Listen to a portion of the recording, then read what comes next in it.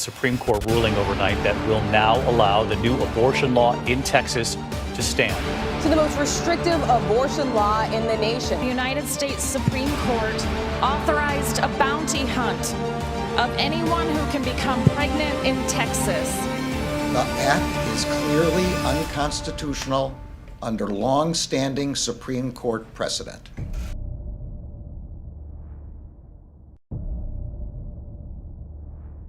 My name is Dr. Jesse Merriam. I am the pre-law advisor and associate professor of government at Patrick Henry College. I teach classes in constitutional law, law and religion, and law and logic. Abortion has been a constitutional right in U.S. Constitutional law since 1973 with Roe v. Wade.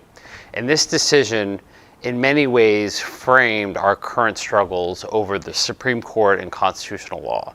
There have been many efforts to try to narrow or even overrule the Roe v. Wade decision.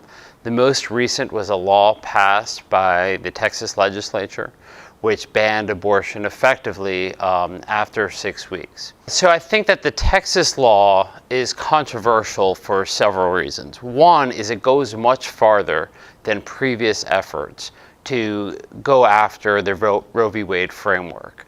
The other is the composition of the U.S. Supreme Court. So there have been various efforts to overrule or limit Roe v. Wade, and because the Republican Party has just been extremely successful in winning those elections when a Supreme Court nomination is up, the Republican Party has actually controlled the Supreme Court since 1970, so for over 50 years now. So I think part of the controversy over the Texas law is not simply over the content of the law, although that itself is very controversial, but also the composition of the Supreme Court. And now it's 6-3 Republican appointed versus Democrat appointed, and that leads a lot of people to think, well, maybe this is going to be the time when the Supreme Court is finally going to overrule Roe v. Wade. I think that it's hard to read too much into the Supreme Court's decision in that what the Supreme Court said, we are not dealing with the constitutionality of this Texas law. What the dissent said, the 4 dissenting justices, is that the law was sufficiently clear in its unconstitutionality that the Supreme Court should strike it down even before any enforcement.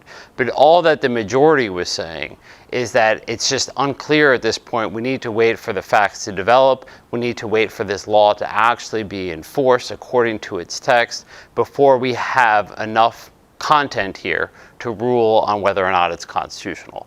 But that does not signify whether or not that majority, that 5-justice majority, thinks that it's actually constitutional or not.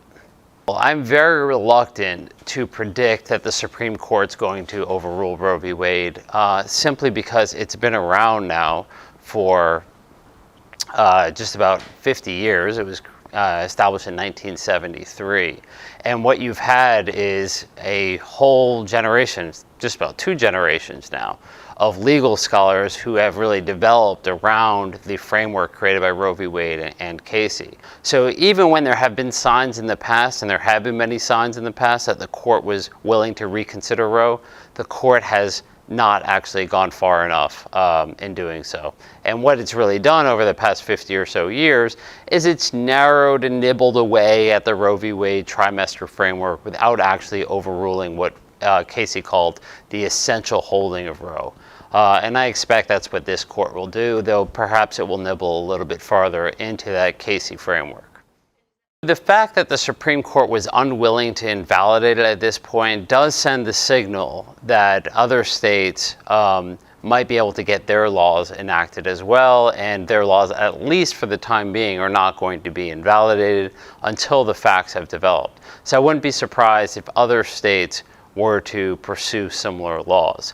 But the question, of course, is once there is actual enforcement, are you still going to have this 5-justice majority? It's a very narrow majority.